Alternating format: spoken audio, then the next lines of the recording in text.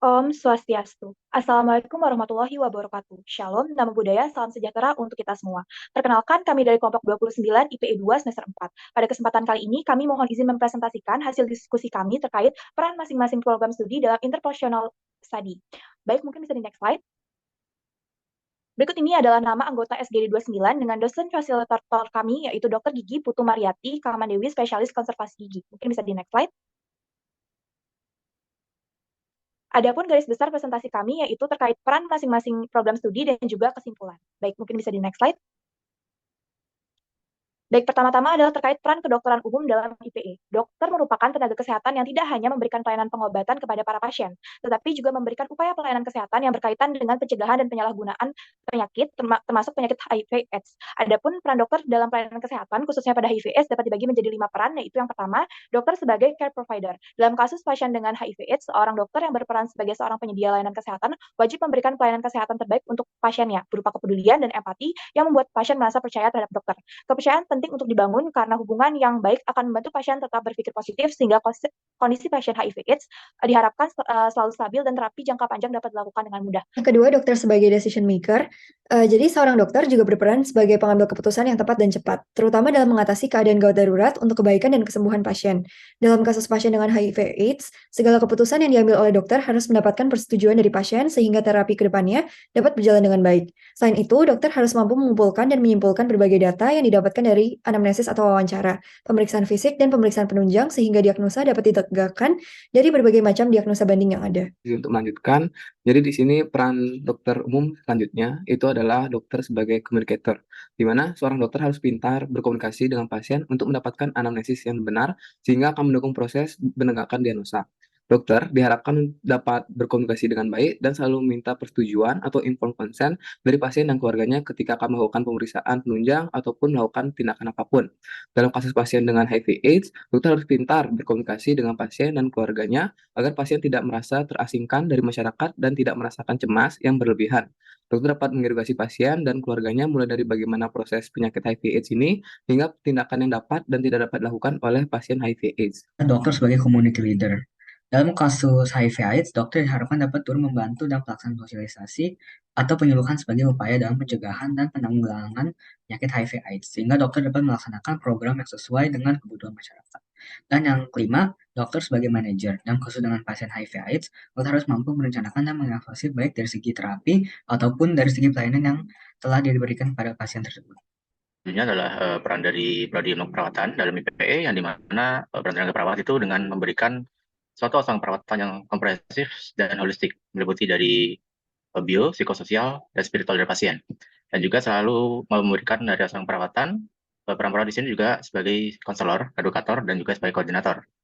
Yang dimana untuk jam peran tersebut, yang pertama, yaitu perawat sebagai pemberdayaan perawatan pasien, yang dimana di sini perawat akan melakukan satu pengajian awal terkait keluhan utama pasien, dan kemudian akan diberikan intervensi dari keperawatan yang sesuai dengan keluhan yang dirasakan oleh pasien.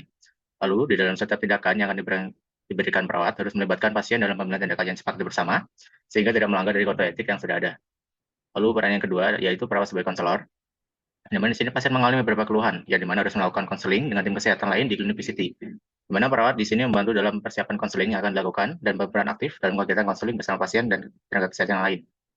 Lalu peran perawat sebagai koordinator, di sini perawat bertanggung jawab untuk mengkoordinasikan tindakan selanjutnya yang akan dilakukan ke pasien. Yang dimana pada kasus pasien akan dilakukan tes HIV. Jadi di sini perawat akan melakukan suatu koordinasi bersama tim kesehatan lain terkait tes yang akan dilakukan setelah konseling berlangsung. Dan yang peran terakhir adalah sebagai edukator. Di sini sebelum melakukan tes HIV, perawat harus memberikan suatu edukasi terkait tes HIV yang akan dijalani oleh pasien, mulai dari prosedur dan hasil yang mungkin didapatkan, dengan tetap membuat pasien tenang dan tidak khawatir dengan hasil tes HIV nantinya. Dan setelah nanti hasilnya keluar, pasien di kasus dinyatakan sudah positif HIV. Jadi di sini perawat juga memberikan suatu edukasi terkait bagaimana cara merawat diri pasien dengan terus melakukan pengobatan yang dianjurkan, seperti saat minum obat ARV-nya, dan menjelaskan terkait informasi yang didapatkan pasien dari masyarakat sehingga pasien dapat lebih paham tentang HIV yang dideritanya dan tidak khawatir dengan informasi yang beredar di masyarakat sekarang.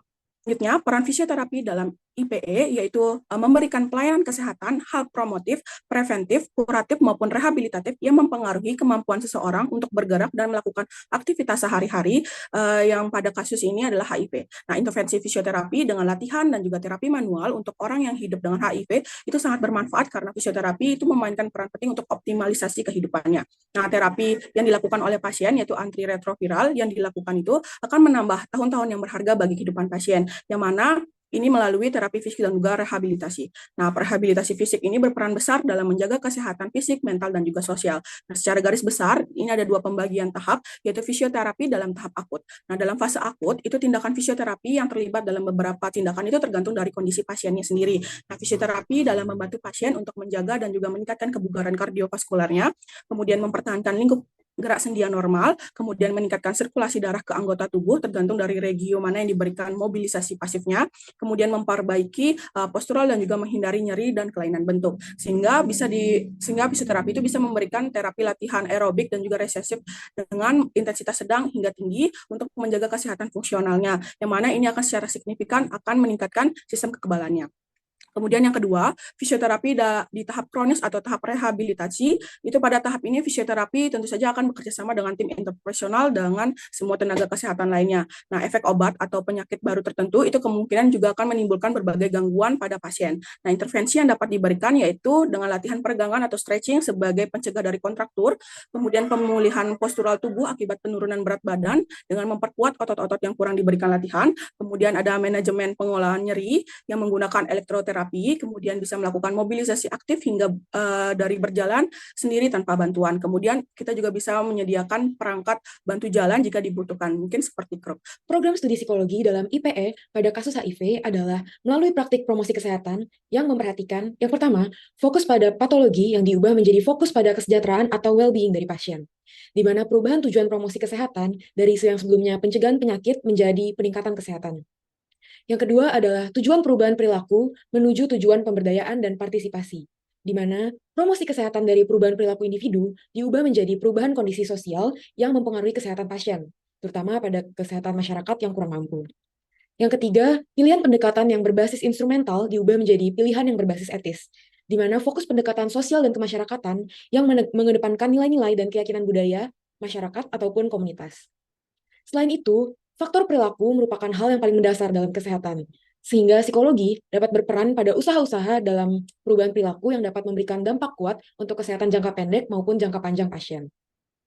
Selain itu, psikologi juga dapat berperan dalam menghapuskan stigma terhadap orang dengan HIV/AIDS atau ODHA. Tidak hanya itu, dikarenakan HIV/AIDS juga mampu berdampak pada penderitanya seperti isolasi secara sosial, kemudian juga bisa munculnya perasaan bergantung, dan sebagainya. Psikologi juga dapat berperan dengan cara memberikan dukungan, yakni dikenal dengan dukungan sosial, yang bisa dilakukan dengan cara yang pertama, memberikan emotional support, yakni pemberian empati, perhatian, kasih sayang, kemudian cinta, kepercayaan, penerimaan, dan keintiman. Atau bisa juga dengan memberikan companionship support, yakni memberikan perasaan diterima, menjadi bagian suatu kelompok, dan rasa kebersamaan. Ini adalah peran kesehatan masyarakat dalam kejadian ini. Peran seorang ahli kesehatan masyarakat dalam memberikan pelayanan kesehatan dan berupa kejadian HIV/AIDS adalah memberikan pencegahan kejadian infeksi bagi pada kelompok berisiko maupun masyarakat luas. Dalam setiap pencegahan terdapat juga pelayanan dan penyelidikan langsung ke lapangan, di mana Kesmas ini ada beberapa bidang yang menjadi pemegang dalam menangani masalah ini. Di antaranya adalah Kesmas sebagai preventif, di mana tenaga kesehatan masyarakat berperan dalam mencegah kejadian HIV, yang fungsi ini diimplementasikan melalui program-program Kesmas yang berorientasi pada tindakan pencegahan dengan memberdayakan masyarakat, yaitu pencegahan primer, yaitu proteksi spesifik, sekunder, deteksi dini, dan tersier, yaitu melakukan terapi ARV. Selain kedua adalah Kesmas sebagai promosi kesehatan dan advokasi, di mana dalam peran tenaga Kesmas dalam fungsi ini sebagai promotor pencegahan HIV/AIDS adalah untuk menanggulangi kejadian infeksi dan mengedukasi stop stigma pada ODA. Selain itu, untuk mempermudah promosi, dilakukannya penguatan advokasi kepada pemegang kebijakan agar program-program kesehatan dapat didukung dan berjalan sesuai dengan kebijakan dan norma-norma yang berlaku di Indonesia. Kesmas dalam IPE adalah sebagai epidemiologi. Di sini, epidemiologi merupakan suatu ilmu yang mempelajari kejadian dan distribusi masalah pada daerah tertentu dengan determinan yang menjadi faktor penyebab kejadian HIV/AIDS. Peran tenaga Kesmas di sini adalah menyelidiki dan menginvestigasi kasus penyebaran HIV/AIDS dari berbagai faktor penyebab pada suatu daerah maupun negara. Hasil dari penyelidikan ini akan sangat berguna bagi setiap komunitas untuk mendapatkan data-data penelitian yang akurat, prevalensi kejadian maupun perhitungan angka distribusi dari kasus HIV/AIDS, dan akan menjadi pertimbangan pemegang kebijakan dalam memperbarui program yang dijalankan. Kemudian dalam bidang kesehatan ibu, anak, dan kesehatan reproduksi, tenaga kesehatan memiliki fungsi sebagai promotor kesehatan bagi para wanita agar dapat mencegah HIV/AIDS dan melakukan screening pada wanita yang berisiko terkena HIV, serta berperan untuk mencegah stigma negatif yang akan diberikan oleh masyarakat kepada si anak. Peran kedokteran gigi dalam IPE. Jadi peran dari kedokteran gigi ini adalah untuk memberikan pelayanan kesehatan gigi dan mulut dalam hal promotif, preventif, interseptif, kuratif, dan juga rehabilitatif, yang dimana untuk mengoptimalkan estetika ataupun fungsi dari pasien atau setiap individu. Dalam pendidikan interprofessional study ini, dokter gigi berperan dalam proses kerjasama antar individu pada tiap profesi, koordinasi antar individu, serta terbentuknya komunikasi yang asertif, dan juga adanya saling percaya, otonomi, dan juga saling menghargai antar profesi. Rongga mulut ini merupakan sistem pembuka ataupun awal dari sistem pencernaan, yang dimana kebutuhan zat gizi ini akan masuk melalui rongga mulut dan akan terjadi proses pencernaan tahap pertama di rongga mulut, sehingga kesehatan gigi dan mulut ini merupakan hal yang sangat penting untuk menghindari keadaan ataupun fungsi yang abnormal. Pada kasus HIV/AIDS ini, kondisi rongga mulut merupakan hal yang penting karena gizi dari ODA ini harus cukup untuk menjaga metabolisme tubuh. Kebersihan gigi dan mulut bertujuan untuk mencegah terjadinya infeksi oportunistik yang akan timbul pada ODA seperti infeksi virus, kuman, ataupun jamur yang tinggi, sehingga perlunya untuk pasien melakukan perawatan di dokter gigi. Mungkin selanjutnya untuk peran dokter gigi dalam IPE ini adalah dokter gigi memiliki kewajiban untuk memiliki pengetahuan umum atau pengetahuan dasar terhadap HIV/AIDS yang dikarenakan sebagian besar dari kasus HIV ini memiliki manifestasi di oral, sehingga dokter gigi sebagai garda terdepan ini memiliki peran dalam mencegah terjadinya transmisi virus dan dapat digunakan sebagai tanda awal pasien terkena HIV. Kemudian pada kasus HIV ini dokter gigi berperan dalam hal perawatan, yaitu dapat melakukan perawatan oral pada pasien yang memiliki gejala HIV dengan prosedur kewaspadaan universal. Perawatan yang dilakukan oleh dokter gigi disesuaikan dengan lesi yang terdapat pada pasien.